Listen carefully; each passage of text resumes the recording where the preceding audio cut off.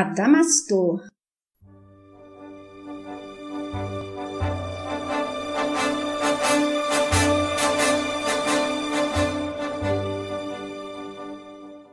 Ícaro redimido.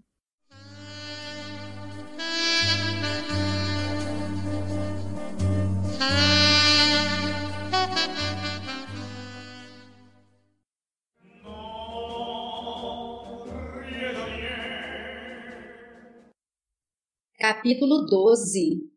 Tempestade vibracional.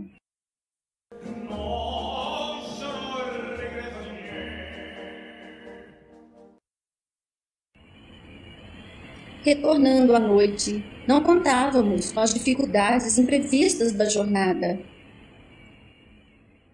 Vou abrir alas, eu quero passar. Era carnaval na terra. A jardineira abandonou o meu jardim, só porque a rosa resolveu gostar de mim. E nestes dias de folia, o plano das trevas se aconchega à costa, unindo suas sombras aos folguedos inconsequentes dos homens. Orientadores de nossa colônia recomendam aos seus tarefeiros que evitem a todo custo as incursões terrenas nestes dias. Nem todos são capazes de se resguardarem das intensas tormentas vibracionais e do assédio de hordas de espíritos inferiores que, junto com os homens, entregam-se às imprudências nestes dias de algazarras. Era recomendável aguardar que as pesadas nuvens fluídicas envolvendo a grande cidade se dissipassem para que tornássemos aos afazeres assistenciais. No entanto, o serviço não podia esperar. As ondas mentais que Catherine desferia poderiam perturbar Alberto, danificando-lhe ainda mais a delicada tessitura perispiritual, ameaçando o bom êxito de nossa tarefa. Era imprescindível algo intentarmos para o alívio da situação, evitando a semeadura de infelicidades ainda maiores para nossos amigos. Demandamos assim às regiões trevosas da terra, cientes das dificuldades, embora as nossas parcas condições espirituais não nos resguardassem por completo das agressões do poluente ambiente de nossos trabalhos.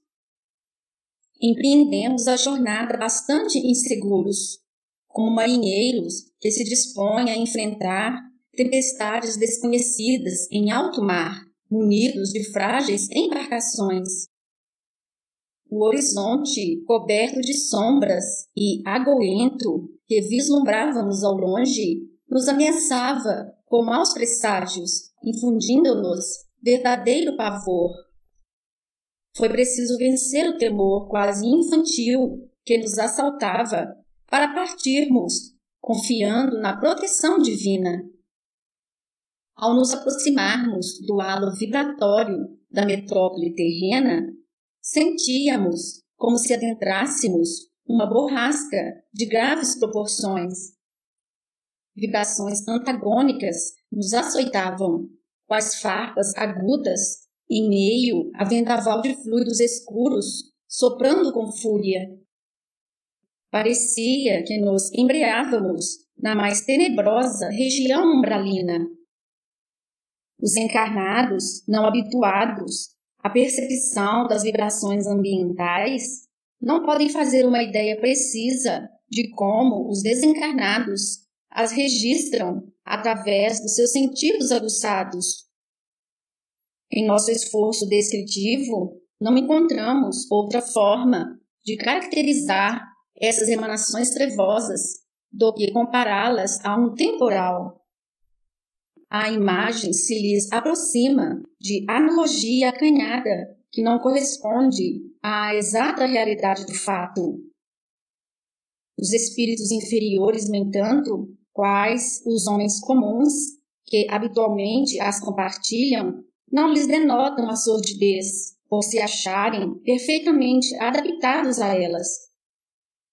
Alheio aos entrechoques da atmosfera vibracional que respira, o homem terreno desfruta dos festejos carnavalescos, sem se dar conta da vileza do ambiente que o envolve.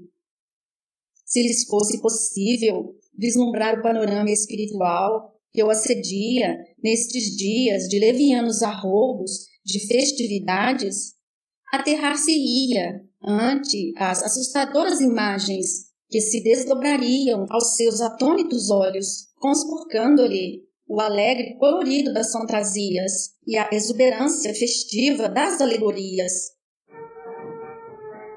A alegria sincera e destituída de intencionalidades inferiores não encontra, naturalmente, reprovações nas leis que nos dirigem, se não nos deixássemos contaminar pelos interesses menos dignos, que menoscabam o espírito, advindo daí o seu erro. Pudesse o homem, na busca da diversão a que tem direito, resguardar-se do conúbio com as trevas, desfrutaria das festividades populares, continuando a respirar as emoções superiores, sem descer à vil sensualidade. Atravessamos, silentes e apressados, as tristes paisagens povoadas de corriolas de vândalos, favorecidos pelas bênçãos da volitação e encobertos pelos diferenciais vibratórios que nos destoavam do ambiente, mas não sem registrar o entrechoque das emissões inferiores que nos atingiam de forma desagradável, causando-nos tensões e receios. O casarão francês envolvia-se na festa do momo, enfeitando-se tipicamente como o exigia a ocasião. Entretanto, fora invadido pelos mesmos espíritos umbralinos que povoavam as ruas, e as trevas se somavam às cores vivas da exótica decoração. A agitação no recinto era inusitada.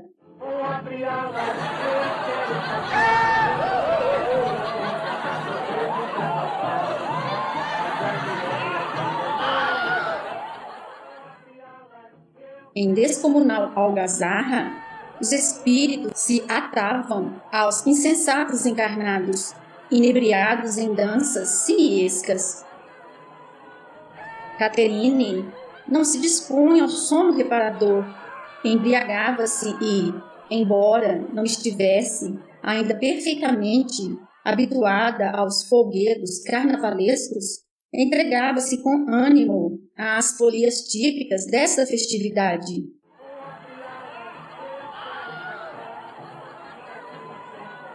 Como uma criança em fuga das responsabilidades que previa pela frente, parecia desejar somente esquecê-las, atirando-se da bebida inconsequente.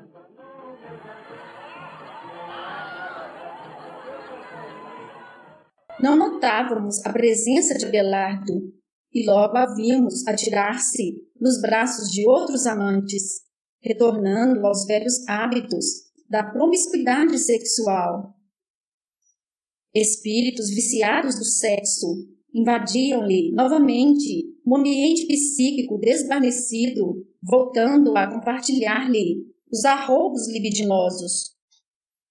Lamentávamos não poder contar com uma de suas crises de enxaqueca, a fim de lhe coibir os desmandos nos imprudentes excessos a que se entregava, pois o metabolismo gestacional afastava momentaneamente estes salutares incômodos. A madrugada avançava e não víamos a menor possibilidade de assediá-la com nossas influenciações, a fim de evitar o pior. Não nos cabia outra alternativa que nos recolhermos em nossa colônia, à espera do fim da exótica e lúgubre festa humana. Ao retornarmos, ouvimos um chamado de socorro ao longe, proferido por entidade de nosso plano.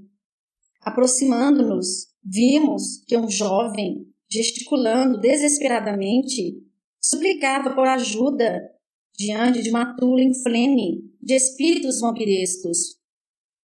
3 encarnados, armados de facas, ameaçavam um cavalheiro, visivelmente embriagado, em solitária e escura ruela.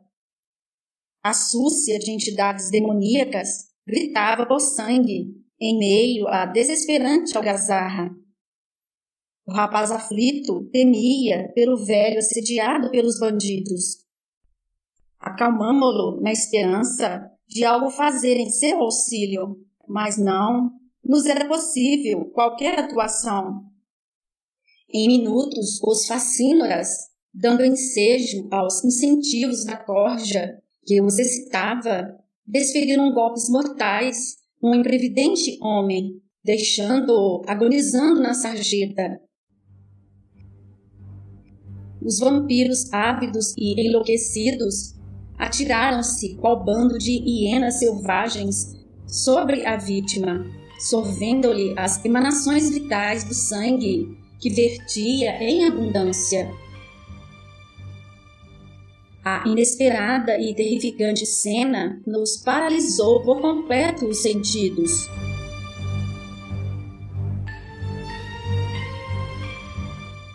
Ocultos pelas barreiras vibracionais, estávamos, de certa forma, defendidos contra a cambada de malfeitores desencarnados, mas muito pouco pudemos fazer em auxílio do cavalheiro. Acercamo-nos com dificuldade, apenas para constatar que a vítima agonizava nos seus últimos minutos de vida. O jovem revelava-se ser seu filho, em condições espirituais mais relevantes, porém se tratava de uma entidade encarnada em desprendimento noturno, e ante o choque e a ameaça da cena, retirara-se espavorido para o refúgio seguro do corpo físico. Convocamos entidades de socorro assentadas em grupo espírita cristão nas imediações, de onde valorosos companheiros acorreram em nosso auxílio.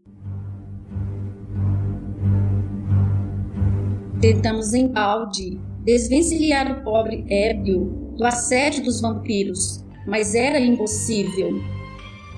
Achava-se jungido a eles por fortes liames e ainda se debatia com restos de vitalidade orgânica, vilipendiada pelos malignos.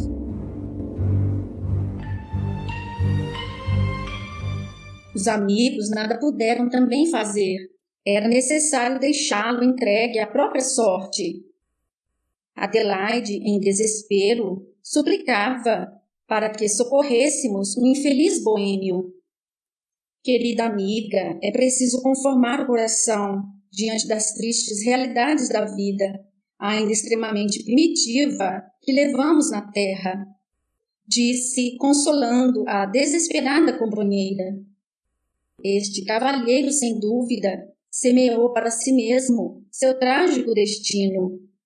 Alimentou vibrações que atraíram estes vampiros e estará nas mãos deles como um espantalho, servindo-lhes de joguetes por tempo indeterminado e por obra de seus próprios desatinos. Tais elos somente serão quebrados pela dor e podemos auxiliá-lo, incluindo-o em nossas preces. Abandonamos o local da tragédia humana, deixando alguns espíritos de nosso plano velando pelos acontecimentos. Certamente invocariam a presença de encarnados no local, a fim de recolherem o infeliz e encaminharem as providências habituais em tais ocasiões. Nada mais podíamos fazer. Apressadamente, voltamos ao refúgio seguro de nossa colônia, deixando que a tempestade das paixões humanas se aplacasse no dissabor dos apetites, momentaneamente refestelados, e no esgotamento providencial dos ânimos exaltados. Retornando às nossas atividades junto a Caterine, findos os tormentosos dias, encontramo-la ainda se recompondo dos abusos a que se atirara. Sua aura exalava ainda odores alcoolizados e a graça da enxaqueca retornara finalmente a fim de fazer valer o seu justo merecimento depois de tantos excessos empreendidos. A situação de Alberto era de se lastimar. Sua delicada tessitura perispiritual encharcara-se dos produtos maléficos solvidos pela imprudente irmã. Era urgente nossa intervenção para que ele não sucumbisse naquele momento. Seus batimentos cardíacos eram quase imperceptíveis e sua psicosfera, empalidecida, prenunciava a morte próxima. Iniciamos urgente terapêutica de limpeza a fim de libertá-lo do bonde do álcool. Adormecemos nossa amiga, exausta e desfeita em seus desvarios.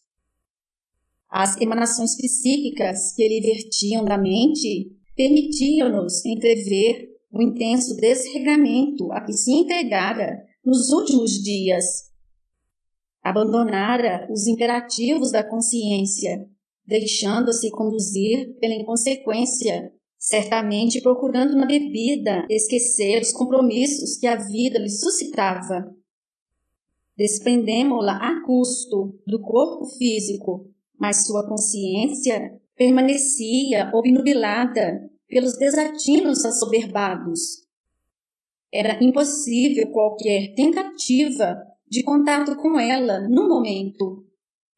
Solicitamos com urgência a presença de Fausto, a fim de nos auxiliar no imperioso socorro a Alberto. Envolvendo-o em delicadas operações magnéticas de limpeza, demandamos várias noites de tratamento intensivo, a fim de libertar nosso pobre amigo da acentuada intoxicação a que fora acometido. Os homens agem como crianças imprudentes diante dos sagrados valores da vida.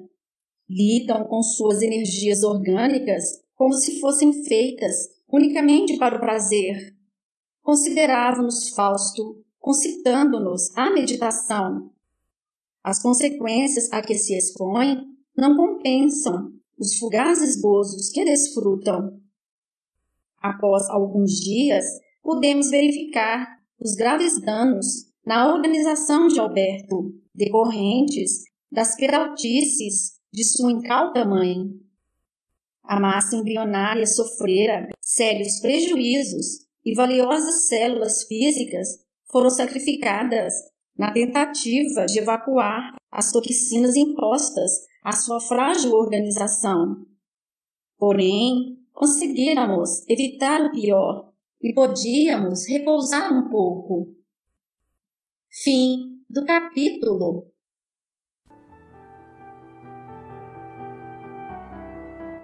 E ele lhes propôs esta parábola, dizendo: Que homem dentre vós, tendo 100 ovelhas e perdendo uma delas, não deixa no deserto as 99 e vai após a perdida até que venha a achá-la?